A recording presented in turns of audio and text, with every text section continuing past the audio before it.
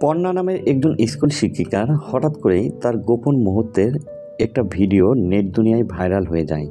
তার অশ্লীল ভিডিওটি দেখার পর তার বাবা মা, সমাজ সবাই তাকে অস্বীকার করে। এক মুহূর্তেই তার জীবনের সমস্ত সুখ ধূলিসাৎ হয়ে যায়। এরপর পর্ণা কি বাঁচতে পারবে, নাকি জীবনের এই নিষ্ঠুরতার কাছে হার মেনে হয়ে যাবে দিশেহারা? এমনই এক হৃদয় বিদারক গল্প নিয়ে তৈরি হয়েছে উত্তরণ সিনেমাটি। এই সিনেমার কাহিনী প্রতিটি মানুষেরই একবার হলেও দেখা উচিত। বর্তমান তরুণ সমাজের জন্য এই মুভিটি দারুণ একটি শিক্ষণীয় মেসেজ দিয়েছে। তাই অনুরোধ রইল সম্পূর্ণ ভিডিওটি শেষ পর্যন্ত দেখার জন্য। আর চ্যানেলে নতুন হয়ে থাকলে সাবস্ক্রাইব করে পাশে রাখবেন। সিনেমার শুরুতেই আমরা দেখতে পারি পর্ণা তার বেস্ট ফ্রেন্ড সুয়ের সাথে কথা বলছে ফোনে। পর্ণার নতুন বিয়ে হয়েছে, আর তাই সু হানিমুন নিয়ে পর্ণার সাথে মজা করছে। পর্ণার বেস্ট ফ্রেন্ডের সাথে কথা বলা শেষ করে পেছনে তাকাতেই সে তার স্বামীকে দেখতে পায়। তার স্বামীর নাম হলো অভি। অভি পর্ণাকে জড়িয়ে ধরে, আর তখন তাদের মাঝে ভালোবাসার খুনসুটির প্রতিছবি দেখা যায়। তাদের এই দাম্পত্য জীবনটা খুবই সুখময় ছিল।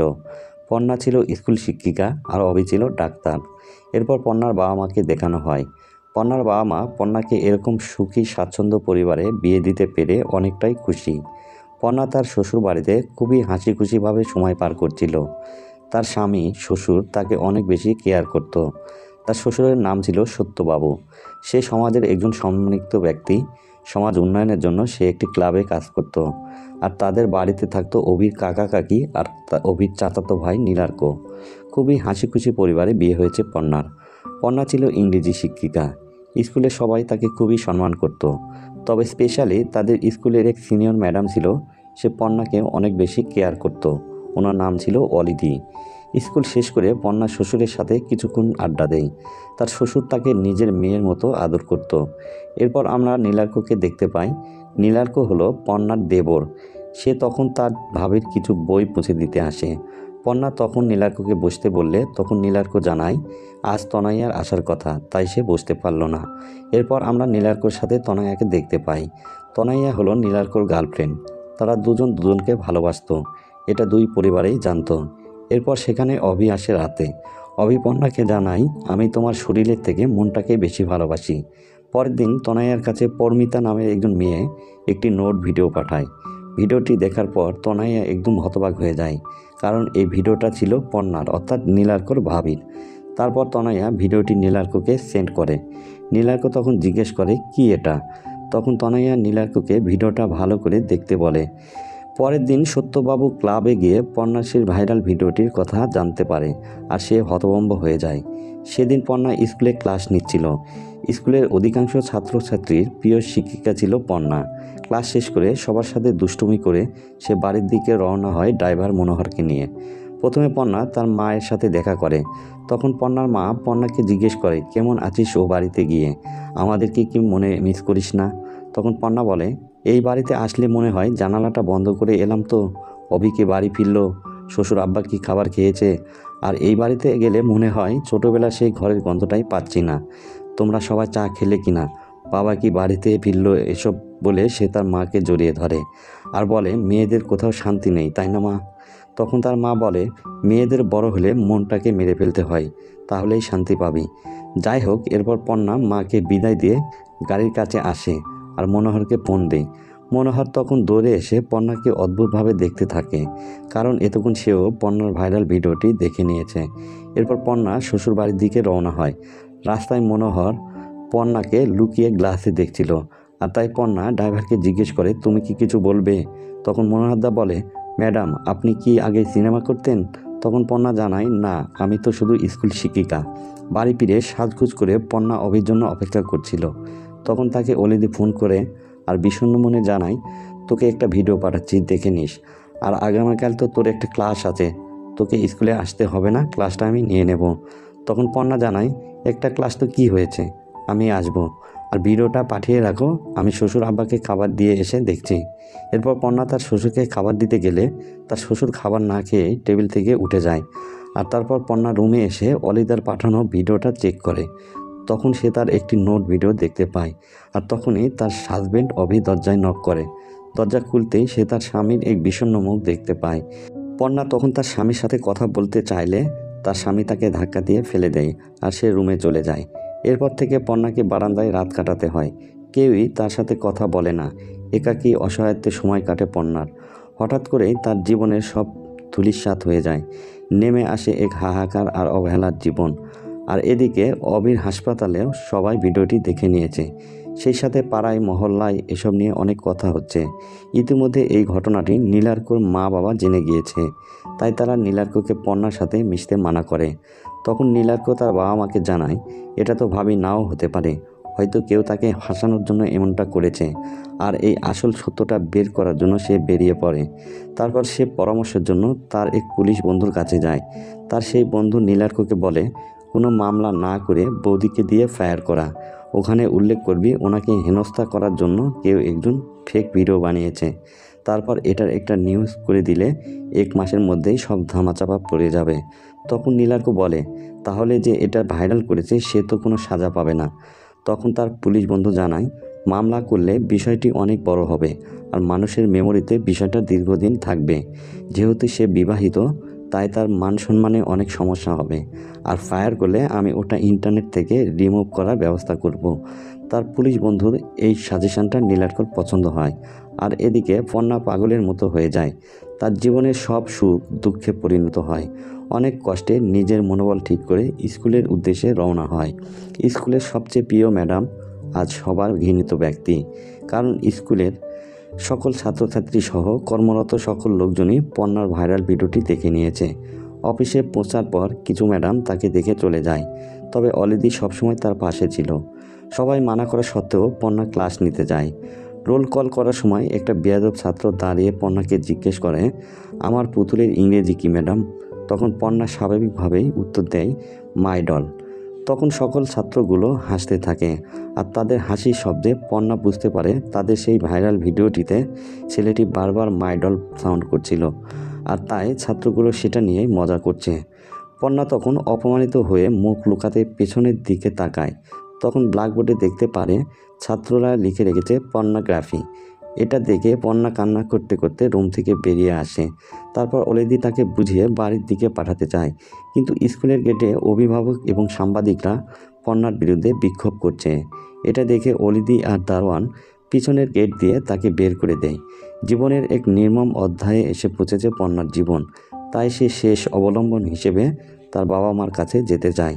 সে তার বাড়িতে পৌঁছে দেখতে পারে তার বাবা তার মাকে বলছে, তুমি আর ওই মেয়ের সাথে কোনো যোগাযোগ রাখবে না। ওই মেয়ের জন্য আমার মান সম্মান একদমই শেষ হয়ে গেছে। ও যে আমাদের মেয়ে এটা ভাবতেই লজ্জা করছে। তুমি যদি ওই মেয়ের সাথে কোনো প্রকার যোগাযোগ করো তাহলে তুমি এই বাড়িতে আর আসতে পারবে না। এই কথাগুলো শুনে পর্ণার মন ভাঙচুর হয়ে যায়। এই পৃথিবীতে আপন বলতে তার আর কেউ রইল না। শেষমেশ পর্ণা তার বেস্ট ফ্রেন্ড সুকে ফোন করে এবং তারা একটি রেস্টুরেন্টে দেখা করে। তখন সুগু তার স্বামী এবং তার বাবা মার কথা জিজ্ঞেস করে। তখন পর্ণা জানায় তারা সবাই আমাকে ঘৃণা করে। আমার মতো নষ্টা মেয়ের সাথে তারা কেউই কথা বলতে চায় না। তখন সু তার ফোন নিয়ে অনুপম নামের একটা ছেলেকে মেসেজ করে। এই অনুপম হলো পর্ণার এক্স বয়ফ্রেন্ড, যার সাথে পর্ণার ভিডিওটি ভাইরাল হয়েছে। সু অনুপমকে মেসেজে জানায়, তোর লজ্জা করে না এরকম একটা কাজ করতে? তার না সুয়ের সাথে থাকতে চায়। তখন সু জানায়, আমার কোনো সমস্যা নেই, তুই চাইলে অবশ্যই থাকতে পারিস। তবে আমার সাথে এখন রাহুলও থাকে আমাদের ফ্ল্যাটে। আর তাই পর্ণা সেখানে থাকতে অস্বীকার করে আর প্রচুর কান্না করে। এরপর পর্ণা বাধ্য হয়ে তার শ্বশুর বাড়িতে চলে আসে। বাড়ি ফেরার পর পর্ণাকে অভি ডাক দেয় আর বলে, তোমার কারণে আমাদের বাড়ির অনেক মান সম্মান নষ্ট হয়েছে। তাই আমরা চাই তুমি ফায়ার করে বিষয়টা মিথ্যা প্রমাণ করো। এতে আমাদের বাড়ির মান সম্মান কিছুটা ঠিক হবে। এরপর তুমি ডিভোর্স পেপারে সই করে এই বাড়ি থেকে চলে যাবে। পর্ণা অবির সকল কথাই মুখ বুজে সহ্য করে। এরপর নীলার্ক পর্ণার সাথে দেখা করে আর পর্ণাকে বলে, আমি তোমাকে সাহায্য করতে চাই ভাবি। তোমার কি কাউকে সন্দেহ হয়? কেউ কি তোমার সাথে শত্রুতা করে এমনটা করেছে? তখন পর্ণা বলে, সবাই তো আমাকে ঘৃণা করে, তুমি কেন আমাকে সাহায্য করবে? উত্তরে নীলার্ক জানায়, আমাদের এই বাড়ির সবার থেকে তোমাকে অনেক ভালো লাগে আমার। তখন পর্ণা বলে, আমার পর্ন ভিডিও দেখে আমাকে ভালো লাগে তাই না? তখন নীলার্ক রেগে যায় আর বলে, অসহায় আছো বলে নিজের প্রতি এতটা ঘৃণা এনো না। আমি সব সময় তোমার পাশে আছি, কোনো রকম সাহায্য লাগলে আমাকে জানিও। এসব শুনে পর্ণা আরও বেশি কান্না করে যাতে তার কষ্টগুলো দূর হয়। এরপর সে গোসল করে নেয়। হঠাৎ তাকে অনুপম কল করে, কিন্তু পর্ণার হাত ভেজা থাকায় সে অনুপমের কল রিসিভ করতে পারে না। তখন অনুপম তাকে মেসেজ করে আর জানায় এত বড় খারাপ কাজটি সে করেনি, আর অনুপম পর্ণার সাথে দেখা করতে চায়। তখন পর্ণা তার হাত মুছে দুপুর 12টায় দেখা করতে চায়। এরপর পর্ণা আর অনুপম দেখা করে। তখন অনুপম জানায়, ভিডিও ভাইরালের ব্যাপারে আমি কিছুই জানি না, আমি মোবাইলটা সারতে দিয়েছিলাম, হয়তো ওখান থেকেই কেউ ভিডিওটা ভাইরাল করেছে। তখন পর্ণা জানায়, আমাদের ব্রেকআপ হয়েছে 3 বছর আগে, আমাদের মধ্যে কোনো যোগাযোগও নেই, তাহলে তুই কেন ভিডিওগুলি রাখলি? তখন অনুপম বলে, তোর সাথে ব্রেকআপ হলেও আমি তোকে ভুলতে পারিনি, তাই আমাদের স্মৃতিগুলো রেখে দিয়েছিলাম। এজন্য অনুপম পর্ণার কাছে ক্ষমাও চায়। তখন পর্ণা জিজ্ঞাসা করে, তুই কি কোনো রিলেশনে আছিস? তখন অনুপম জানায়, হ্যাঁ। তারপর পর্ণা জানায়, সে কি জানে এই ভিডিওর ব্যাপারে? তখন অনুপম বলে, হ্যাঁ জানে।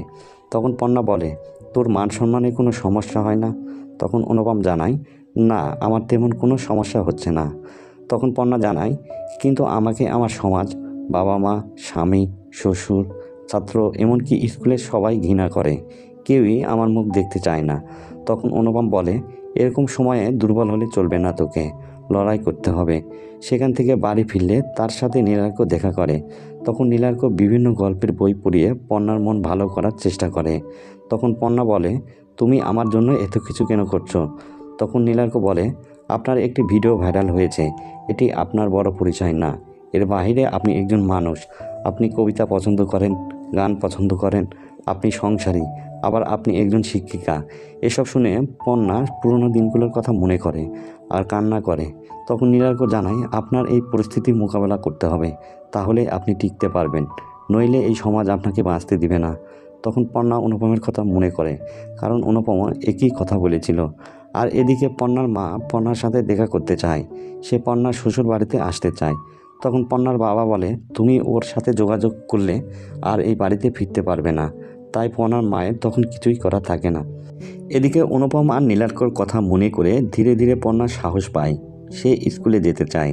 আর তাই সে অলিদিকে ফোন করে জানায় সে স্কুলে যাবে, তার জন্য টিফিন করে আনতে। তখন অলিদি জানায়, তোকে আসতে হবে না, তুই আসলে সমস্যা হতে পারে।